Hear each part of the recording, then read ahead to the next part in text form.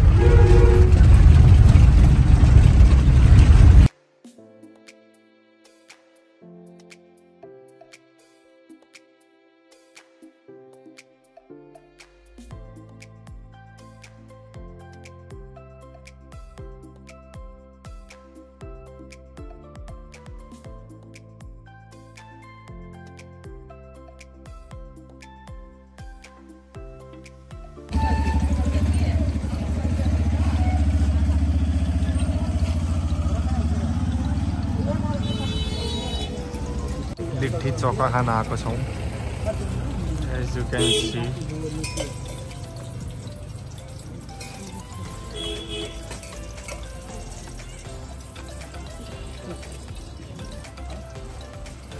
आज कस्तो लाग्यो त तिमीलाई लिट्टी? के भन्छ ल?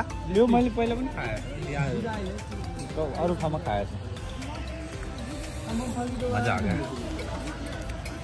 यो दाईको फोटो हेर, यो रियलमा यसको सकल हेर अनि पछाडिको सकल हेर ल। पछाडि पोस्टर लगाएको हेर न, हेर न यो पोस्टर हेर न, उसलाई हेर न, त्यही हो यो। नहीं नहीं पागल छ म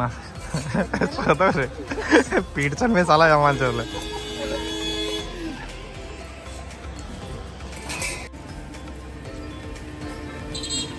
लिट्टी चोखा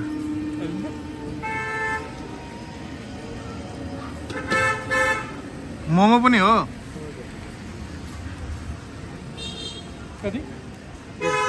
होइन सेम होइन र, हेर न हेर न।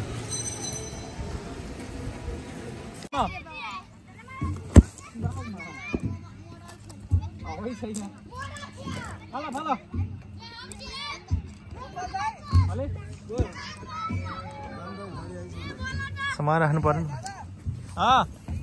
सामान राख्ने पहिला।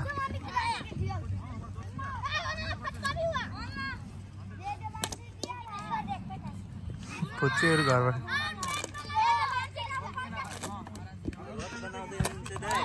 ब्लग बनाइरहेको छु। के छ तिम्रो हाल खबर? हामी त सानैदेखि ह्यान्डसम हो।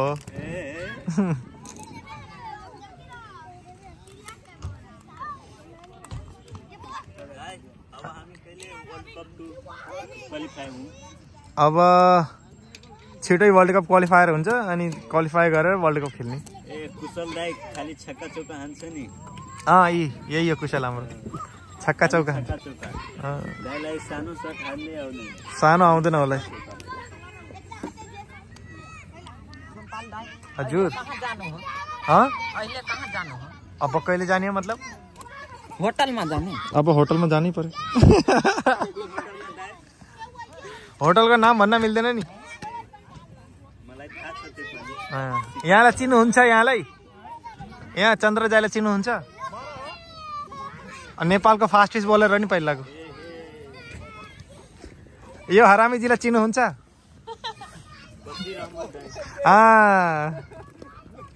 अनिल मण्डलजीलाई चिन्नुहुन्छ? जनकपुरको राजा हो नि दाइ। हो यो नितेशलाई नचिना बहुत खान्छ अहिले।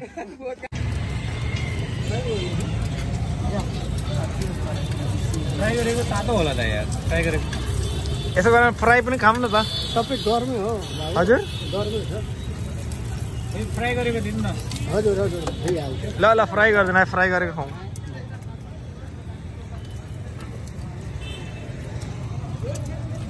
यो घरको मुर्गी हो क्या यो? हजुर हजुर त्यो हाँसको ब्याज हो। घर की मुर्गी दाल बराबर हो। यस्तो हुन्छ तर अहिले त सबै यस्तै आउनु लाग्यो। घरको यस्तो हुन्छ क्या, तर अहिले सबै हैन अँ नै नै खाने नि। हैन फ्राई गर्ने सबैलाई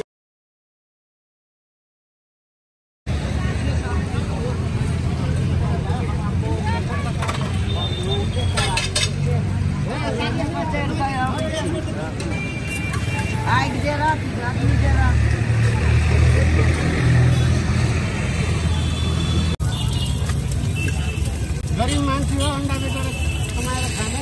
हजुर अन्डामा त ताकत मिल्छ। हजुर गरिब होइन अमिर। हेर्नु त यति धेरै अन्डा छ, हाम्रो घरमा छँदै छैन यति। घरमा बिजनेस छैन, हाम्रो बिजनेस गरेर खाने मान्छे गरिब मान्छे। बिजनेस तपाईँको यस्तो ठुलो बिजनेस छ? हजुर होइन ठुलो बिजनेस होइन। केही छैन बिजनेस हाम्रो, केही छैन। भोक लागेर अन्डा खान्छ। गरिब मान्छे हो। धनियाँ पत्ता सिधा प्याज छ।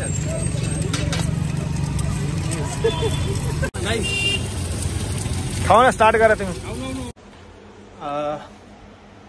हेलो नमस्ते, दिस इज सोमपाल कामी र थ्याङ्क यू सो मच हजुरले यहाँसम्म आइदिनु भयो, ब्लगलाई माया दिनुभयो। र यो म्याटर गर्दैन कतिजनाले ब्लग हेर्नुभएको छ। यो मेरो मेमोरिजको लागि हो र हामी फर्स्ट टाइम रेड बल क्रिकेट खेल्न गइरहेको थियौँ। सो मैले कहीँ न कहीँ आफ्नो मेमोरिजको लागि र आफ्नो नोटबुकको लागि चाहिँ मैले ब्लग बनाएको थिएँ र मलाई एकदमै मन पर्यो। धेरै ठुलो ब्लग त छैन, हजुरले देखिसक्नुभयो होला।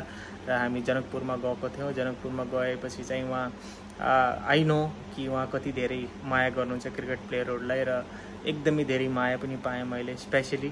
र एकदमै धेरै माया गर्नुभयो जति पनि फ्यान्सहरू हुनुहुन्थ्यो र त्यसको लागि म एकदमै ग्रेटफुल छु। र जनकपुर हामीले धेरै लोकल फुडहरू पनि ट्राई गरेको थियौँ। म आकाश दुर्गेश भएर बाहिर निस्केको थियौँ र त्यहाँ लोकल फुडहरू ट्राई गऱ्यौँ। उहाँको मान्छेहरू एकदमै राम्रो हुनुहुन्थ्यो, उहाँले एकदमै धेरै माया दिनुभयो।